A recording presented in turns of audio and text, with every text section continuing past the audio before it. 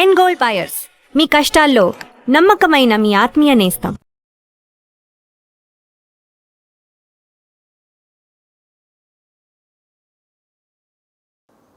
ఈటెల రాజేందర్ పేరు ఎందుకు వినిపిస్తుంది? గర్వాపసిలో ఈటెల రాజేందర్ కూడా ఉంటారు, మీరు వస్తే బాగుంటుంది అనేది ఒక బీఆర్ఎస్ నుంచి కూడా ఒక వాదన అనేది ఉందని. ఇక వాళ్ళే ప్రమోట్ చేస్తా అంటారు, ఇట్లాంటివన్నీ వాళ్ళే ఇట్లాంటి ప్రమోట్ చేస్తారు. వాళ్ళని అడగండి, చెప్తారు. మీరేమంటారు? నేను అనేకసారి చెప్పున్నా, మళ్ళీ ఏం చెప్తా, అది అరిగిపోయింది. మళ్ళీ అదే ఎందుకు వస్తూ ఉంటుంది ఊరికే? వాళ్ళకు అంధకారం కనబడ్డప్పుడు, ఓకే, వాళ్ళకి అంధకారం కనబడ్డప్పుడు, లేదా వాళ్ళకు అధికారాన్ని మళ్ళీ చేజిక్కించుకోవాలంటే ఆడడం ఉన్నప్పుడు, రకరకాల అవసరాల కోసం ఇట్లాంటివి చేస్తూ ఉంటారు. ఇప్పుడు బీజేపీ ఎట్లుంది అంటారు మీరు? బీజేపీలో మీరు కంఫర్టబుల్గా ఉన్నారా, లేకుంటే గ్రూపుల వల్ల కొంచెం ఏమైనా ఉక్కిరిబిక్కిరి అవుతుందా, సఫకేషన్ లాగా ఉందా మీకు? నేను ఇంతకుముందు ఒక మాట చెప్పిన, రాజకీయాలు ముళ్ళబాట అని చెప్పిన. అవును, రాజకీయాలు ఇట్లా బాగా ఫుల్ రోజువారీగా సంతోషంతో రోజువారీగా ఇట్లా అన్ని సమకూరేటువంటి వ్యవస్థలు ఉండవు, ఎవరికి ఉండవు, గుర్తుపెట్టుకోండి. సో ఇక్కడ కిషన్ రెడ్డి వర్గం ఒకటి, బండి సంజయ్ వర్గం ఒకటి, ఆ తర్వాత రఘునందను, ఈటెల రాజేందరు, లేకుంటే ధర్మపురి అరవింద్, ఇలా 8 మంది ఎంపీలు, 8 మంది డిఫరెంట్గా ఉన్నారు అనే ఒక మాట. అట్లా బయట అనుకుంటారు కానీ అట్లా ఉండదా? నిన్న ధర్మపురి అరవింద్ ఒక మాట అన్నాడు, నేను రఘునందన్ కలిస్తే బీఆర్ఎస్ పార్టీని గల్లంతు చేస్తాము అనేటువంటి మాట. అక్కడ కేవలం ఆ ఇద్దరే ఉన్నారు, మొత్తం బీజేపీ గురించి చెప్పలేదు ఆయన. తెలియదు మరి వాళ్ళు ఏ కాంటాక్ట్స్ అన్నారో వాళ్ళని అడగండి. ఓకే, సో ఇప్పుడు ఈటెల రాజేందర్ నెక్స్ట్ అధ్యక్షుడు అవుతారా, కేంద్ర మంత్రి అవుతారా? ఇప్పుడు తెలియదు కదా, ఏమీ తెలియదు మీకు అసలు. ఇప్పుడు అధ్యక్షుని అయితేనా లేకపోతే మంత్రి అవుతా ఇట్లా చెప్తారండి మాది.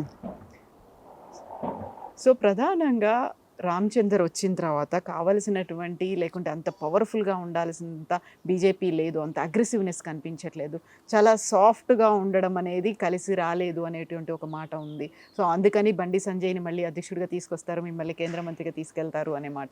తెలియదండి, ఏమీ తెలియదు మీకు అసలు ఏం జరుగుతుంది అసలు బీజేపీలో అనేది? రొటీన్గా మా కార్యక్రమాల్లో మేము నిమగ్నమై ఉంటాం తప్ప ఏముంటుంది.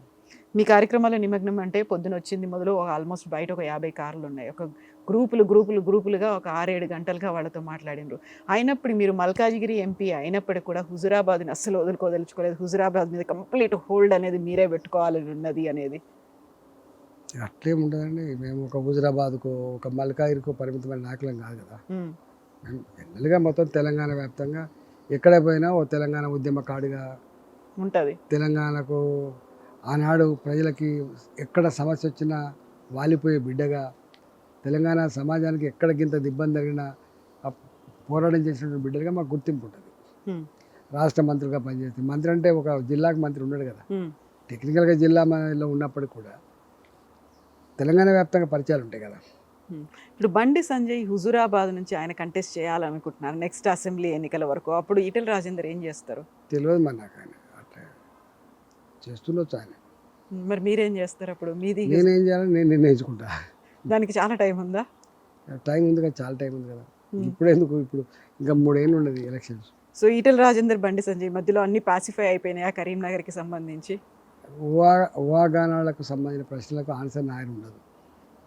సో మీడియా ముందు కూడా మాట్లాడినటువంటి మాటలు, లేకుంటే కరీంనగర్ లీడర్ల మీద ఒక ఇండైరెక్ట్గా మాకు చేసినటువంటి స్ట్రాంగ్ స్టేట్మెంట్లు, కామెంట్లు, సందర్భాన్ని బట్టి మాటలు వస్తాయి కదా. సందర్భాన్ని బట్టి, అప్పుడున్నటువంటి సర్కమ్స్టాన్సెస్ని బట్టి, అప్పుడున్న భౌతిక పరిస్థితిని బట్టి, అప్పుడున్న వాడిని బట్టి, వెడిని బట్టి, జరిగిన పరిణామాలను బట్టి మాట్లాడుతుంటాం కదా.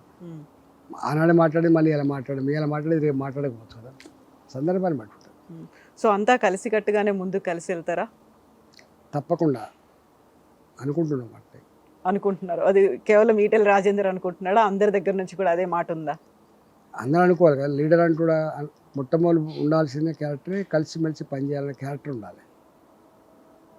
దానికోసం ఏం చేయాలంటారు? ఈ మధ్య కాలంలోనే విన్నది, ప్రధానమంత్రి నరేంద్ర మోదీ తెలంగాణ ఎంపీలతో మాట్లాడారు, ఆ తర్వాత ఛత్తీస్గఢ్ మిగతా రాష్ట్రాల ఎంపీలతో మాట్లాడినప్పుడు ఇక్కడ మనం అనుకున్నంతగా చెయ్యట్లేదు, ఓవైసీని చూసి నేర్చుకోండి, సోషల్ మీడియా కావచ్చు మిగతాది ఏదైనా కానీ అంతగా అగ్రెసివ్గా వెళ్ళట్లేదు అనేటువంటి ఒక మాట. మాట్లాడరా? నో కామెంటా? చూడాల్సింది, నేర్చుకోవాల్సింది, ఫాలో అవ్వాల్సింది ఏం లేదా? సందర్భం అయితే చెప్తాం. ఇప్పుడు రాలేదా అసలు? ఉమ్, ఇంకా టైం ఉందా దానికి? ఎంత టైం ఉండింది? ఎప్పటి వరకు ఉండొచ్చు? చెప్తాం. సో ఇప్పుడు లోకల్ బాడీ ఎలక్షన్స్ అనేవి ఉన్నాయి. ఇప్పుడు మళ్ళీ ఫోకస్ పెట్టాల్సినటువంటి అవసరం ఉంది. ఏం చెయ్యాలంటారు? తెలంగాణ బీజేపీ ఎలాంటి పిలుపునివ్వాలంటారు? కేవలం కేంద్రం దగ్గర నుంచి వచ్చి ఇక్కడ పరిశీలకులుగా వచ్చి, లేకుంటే ఇన్ఛార్జీలు వాళ్ళు చేయాలా? ఇక్కడ ఉన్నటువంటి వాళ్ళు చేయాలా? అక్కడి నుంచి పాపం మార్గదర్శకాలు చెప్తారు, అనుభవాన్ని చెప్తారు, సపోర్ట్ చేస్తారు. చేయాల్సిందంతా లోకల్గానే కదా. హ్మ్. మున్సిపాలిటీ ఉంది, ఆ మున్సిపాలిటీ ఉన్న నాయకత్వం ఫస్ట్ స్ట్రాంగ్ ఉండాలి. హ్మ్. వాళ్ళు నడిపేటువంటి జిల్లా నాయకత్వం స్ట్రాంగ్ ఉండాలి. అంతే తప్ప ఎక్కడో ఢిల్లీలో ఉన్న వాళ్ళకు పాపం ఈ మున్సిపాలిటీ ఎన్నికల దగ్గరికి వచ్చి డైరెక్ట్గా ఎన్నికల ప్రచారం చేసే ఆస్కారం కానీ స్ట్రాటజీ చేసే ఆస్కారం అవసరం లేదు. హ్మ్. లోకల్ ఉంటారు, చేసుకుంటారు. ఓకే. సో దానికోసం టైం చాలా తక్కువ ఉంది. 15 రోజులు కూడా లేదు. మీరు చెప్పినట్టుగా ఒక కలెక్టివ్గా ఉండాలి, కార్యకర్తలను కలుపుకుపోవాలి, ప్రతి ఒక్కరిని ఇన్వాల్వ్ చేయాలి. ఈ టైం సరిపోతుందంటారా? ఇది స్థానిక సంస్థల ఎన్నికలు కదా, చిన్నవి కదా. మున్సిపాలిటీలు అంటే జస్ట్ 1000 ఓట్లు 5000 ఓట్ల కంటే ఎక్కువ లేవు నాకు తెలిసి. అయినప్పటికీ కూడా చాలా ప్రెస్టీజియస్గా భావిస్తున్నారు కదా. ఎందుకో అంటే గెలుపు అనేది తప్పకుండా ప్రెస్టీజ్ తీసుకుంటుంది ప్రతి పొలిటికల్ పార్టీ. హ్మ్. ఇవన్నీ బేస్ కదా. అవును. రేపు వాళ్ళకి ప్రభుత్వాన్ని ఏర్పాటు చేయాలంటే సర్పంచ్లకు గెలవాలని కోరుకుంటాం, ఎంపీటీసీలు గెలవాలని కోరుకుంటారు, మున్సిపాలిటీలా క్యాప్చర్ చేసుకోవాలని కోరుకుంటాడు. ఇవన్నీతో పాటు అవి ఉంటేనే అది తప్ప కేవలం అక్కడ మాత్రమే అధికారం ఉండి మిగతా అన్ని లేకపోతే కూడా సమగ్రమైన అభివృద్ధి కానీ కోఆర్డినేషన్ కానీ ఉండే ఆస్కారం ఉండదు. సో ఇప్పుడు ఈటెల రాజేందర్ అభిమానులతో కొంతమందితో మాట్లాడినప్పుడు వాళ్ళు అన్న మాట ఏంటంటే, ఒక రేవంత్ రెడ్డి ఒక బండి సంజయ్ కలుస్తున్నారు ఈటెల రాజేందర్ని దెబ్బతీయడానికి అనే ఒక మాట. మా అన్నకి దక్కాల్సినంత ఒక పేరో గౌరవమో లేకుంటే మనం ఇప్పటిదాకా చూసినటువంటి అవన్నీ మిస్ అయిపోతున్నాయి, కొంచెం తగ్గినట్టుగా కనిపిస్తున్నాడు మా అన్న అనే మాట. బయట వాళ్ళు పాపం మీ అభిమానులు వాళ్ళు ఏ కోణంలో చూస్తున్నారో పాపం, వాళ్ళ అసెస్మెంట్ ఏందో వాళ్ళకెరక, నాకేమైనా తెలుస్తుంది. ఓకే. వాళ్ళ అభిప్రాయాన్ని ఎట్లా చెప్పగలుగుతారు? గతంలో ఈటెల రాజేందర్ అన్నని ఊహించుకున్నట్టుగా మా రాజేందర్ అన్న అట్లుండే, అంత గొప్పగా ఉండే, ఇప్పుడు కొంచెం తగ్గినట్టున్నాడు, ఏముండదు. సైలెంట్ గట్టినే ఉన్నా, ఇప్పుడు గట్టినే ఉంటా, రేపు కూడా గట్టినే ఉంటా. రాజేందర్ నెక్స్ట్ అధ్యక్షుడు అవుతారా, కేంద్ర మంత్రి అవుతారా? ఇప్పుడు తెలియదు కదా, ఏమీ తెలియదు మీకు అసలు. ఇప్పుడు అధ్యక్షుని అయితేనా లేకపోతే మంత్రి అవుతా ఎట్లా చెప్తారండి మాది. సో ప్రధానంగా రామచందర్ వచ్చిన తర్వాత కావలసినటువంటి, లేకుంటే అంత పవర్ఫుల్గా ఉండాల్సినంత బీజేపీ లేదు, అంత అగ్రెసివ్నెస్ కనిపించట్లేదు, చాలా సాఫ్ట్గా ఉండడం అనేది కలిసి రాలేదు అనేటువంటి ఒక మాట ఉంది. సో అందుకని బండి సంజయ్ని మళ్ళీ అధ్యక్షుడిగా తీసుకొస్తారు, మిమ్మల్ని కేంద్ర మంత్రిగా తీసుకెళ్తారు అనే మాట. తెలియదండి. ఏమీ తెలియదు మీకు అసలు ఏం జరుగుతోంది అసలు బీజేపీలో అనేది? రొటీన్గా మా కార్యక్రమాల్లో మేము నిమగ్నమై ఉంటాం తప్ప ఏముంటుంది. మీ కార్యక్రమాల్లో నిమగ్నం అంటే పొద్దున వచ్చింది మొదలు ఆల్మోస్ట్ బయట ఒక 50 కార్లు ఉన్నాయి, ఒక గ్రూపులుగా ఒక 6-7 గంటలుగా వాళ్ళతో మాట్లాడినారు.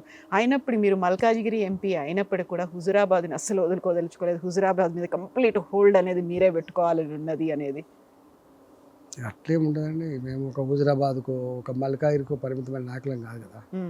మేము జనరల్గా మొత్తం తెలంగాణ వ్యాప్తంగా ఎక్కడ పోయినా ఓ తెలంగాణ ఉద్యమకాడిగా ఉంటుంది. తెలంగాణకు ఆనాడు ప్రజలకి ఎక్కడ సమస్య వచ్చినా వాలిపోయే బిడ్డగా, తెలంగాణ సమాజానికి ఎక్కడ గింత ఇబ్బంది జరిగినా పోరాటం చేసినటువంటి బిడ్డలుగా మాకు గుర్తింపు ఉంటుంది. రాష్ట్ర మంత్రిగా పనిచేస్తే, మంత్రి అంటే ఒక జిల్లాకు మంత్రి ఉన్నాడు కదా, టెక్నికల్గా జిల్లాలో ఉన్నప్పటికీ కూడా తెలంగాణ వ్యాప్తంగా పరిచయాలు ఉంటాయి కదా. సో అది కేవలం ఎన్నికల వరకు ఎదురు చూడాల్సిన అవసరమేనా, ఇంకంతేనా? అంటే ఇప్పుడు రోజువారీ కార్యక్రమాలు ఉంటాయి కదండి. అవును. ఎన్నికలు ఉన్నప్పుడు ఒక పాత్ర ఉంటుంది, మామూలు అప్పుడు ఒక పాత్ర ఉంటుంది.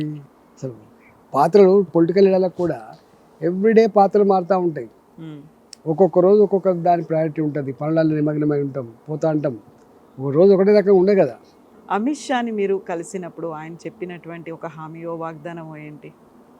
అమిత్ షా గారిని కలుస్తుంటూ అప్పుడప్పుడు, ఎందుకంటే నా వెల్విషర్గా ఉన్నారు కాబట్టి అప్పుడు ఇప్పుడు నా నియోజకవర్గ అభివృద్ధి కోసం కొంత సిఎస్ఆర్ ఫండ్స్ కోసం డిస్కస్ చేసినాం మేము. నా నియోజకవర్గం కొంత అభివృద్ధి జరగాలని చెప్పి వారిని పెండింగ్లో ఉన్న అన్నీ కూడా సబ్మిట్ చేసి వచ్చిన అట్లా. ఓకే. రాష్ట్ర బీజేపీ గురించో, ఇక్కడ ఉన్నటువంటి నాయకత్వం గురించో, లీడర్ల గురించో అసలు ఏం చర్చ ఉండదా? మీకంటూ ఒక హామీ? నేను పెద్ద పట్టించుకోనండి. అన్నిట్లో ఏలిపెట్టుడు, అందరి గురించి మాట్లాడుకుంటూ నా వల్ల కాదు. నేను చేస్తేమన్నా మంచి చేస్తా కావచ్చు, కానీ ఒకరు చెడ్డ అయితే చేయాలి. నెగిటివ్ కామెంట్ ముందట ఏం మాట్లాడతాం, లోపల కూడా అదే మాట్లాడతాం, వెనుక కూడా అదే మాట్లాడతాం తప్ప ముందట ఒకటి మాట్లాడి ఆహోహో అని వెనుకకే వచ్చి గోతులు తవ్వే పద్ధతి కానీ చెడుగా మాట్లాడే ఆలోచన నా తత్వం కాదు. సో ఎప్పుడు when was the last time మీరు ఎప్పుడు వెళ్ళిండ్రు నాంపల్లిలో ఉన్నటువంటి బీజేపీ ఆఫీస్కి? సందర్భం వచ్చినప్పుడు వెళ్ళొస్తుంటా, పని ఉన్నప్పుడు వెళ్ళొస్తుంటా. మీరు అక్కడ నుంచి ప్రెస్ మీట్ కానీ అక్కడ ఉన్నటువంటి మిగతా మీటింగ్స్ కానీ పెద్దగా అటెండ్ అయినట్టు ఎందుకు కనిపించదు? నాకు అవసరం పడ్డప్పుడు పోతా, నాకు అవసరం లేదు కాబట్టి పోలేదు. సో ఇప్పుడు అంతా కేవలం మల్కాజ్గిరి లేకపోతే హుజూరాబాద్ వీటి మీదనే? సిటీ చుట్టుపక్కలే ఉన్నా కదా, ఎక్కడంటే అక్కడ నేను ప్రెస్ మీట్ పెట్టుకునే ఆస్కారం ఉండేది నాకు. నేను రూరల్ ఏరియా లేను, ఆదిలాబాద్ లేను కదా, నేను హైదరాబాద్లో ఉన్నా, నార్త్ హైదరాబాద్లో ఉన్నా. అక్కడ ప్రెస్ మీట్ పెట్టినా ఇక్కడ ప్రెస్ మీట్ పెట్టినా ఇట్ మేక్స్ నో డిఫరెన్స్. అట్లా సో మామూలుగా అయితే బీఆర్ఎస్లో కావచ్చు, కాంగ్రెస్లో కావచ్చు, ఎవరైనా కానీ అక్కడికి వెళ్ళిపోయి ఆ భవన్లో మాట్లాడడం, గాంధీ భవన్, ఇటు తెలంగాణ భవన్లో, అలా నాంపల్లిలో అంత పెట్టాలి అనేటువంటి ఒక కండిషన్ ఏం లేదు. అంటే పార్టీ ఆఫీసులలో మీటింగ్ పెట్టినప్పుడు, అంటే ప్రెస్ మీట్ పెట్టినప్పుడు డెఫినెట్గా కొంత సబ్జెక్టు ప్రజలదై ఉండాలి, పార్టీకి లాభదాయకంగా ఉండాలి, ప్రజలకు ఇంత అర్థమయ్యేటట్టు ఉండాలి. కానీ సొంత ఎజెండాలతో ప్రెస్ మీట్ పెట్టాలని ఎవరు కోరుకోరు. గతంలో ఈటెల రాజేందర్ కొంచెం యాక్టివ్గా మాట్లాడేవాళ్ళు, ఈసారి ఎందుకు ఇలా కట్ చేసినట్టు మాట్లాడుతున్నారు, నో కామెంట్ అన్నట్టు వదిలేస్తున్నారు? ఇంట్రెస్ట్ లేదా, అసలు మాట్లాడదలుచుకోలేదా? మనుషులు స్టాటిక్గా ఉండరు, మారుతుంటారు, డైనమిక్గా ఉంటారు. పరిస్థితులను బట్టి, అవసరాలను బట్టి, భౌతిక స్థితిని బట్టి అనేక రకాల మార్పుల్లో భాగంగా కదా వచ్చేది. ఒకసారి అని మొత్తుకుంటాం, ఉద్యమాలు చేస్తాం, జైల్లోకి పోతాం, ఒకనాడు కామ్ అయిపోతాం, ఒకనాడు మళ్ళీ. అంటే పాత్రలు మనిషిలో ఒకరే, కానీ పాత్రలు సందర్భాన్ని బట్టి మారుతుంటాయి. సో ఇప్పుడు ఎలాంటి పరిస్థితులు ఉన్నాయి మరి? ఇప్పుడు అంతా మున్సిపల్ ఎన్నికలు ఎట్లా గెలవాలనేది ఎజెండా. సో పార్లమెంటు సమావేశాలు కూడా అవుతున్నాయి, మరి ఎక్కువ ఫోకస్ అనేది ఎట్లా పెడతారు మీరు? పార్లమెంట్ ఎంత ఇంపార్టెంట్ అయినప్పటికీ కూడా స్థానిక సంస్థ ఎన్నికలలో మా నాయకులంతా ఉంటారు కాబట్టి పాపం మా గెలుపు కోసం వాళ్ళు అనేక రకాల కష్టాల కోర్చి మమ్మల్ని ఈ స్థాయి పెట్టిన వాళ్ళు వాళ్ళే కాబట్టి వాళ్ళకు వచ్చిన ఎన్నికలప్పుడు మనం వాళ్ళతో వెంట ఉండి వాళ్ళకి గెలిపించుకుంటే 4 కాళ్ళ పాటు నమ్మకంతో ప్రేమతో ఉంటారు, లేకపోతే ఏం బంధం ఉంటుంది?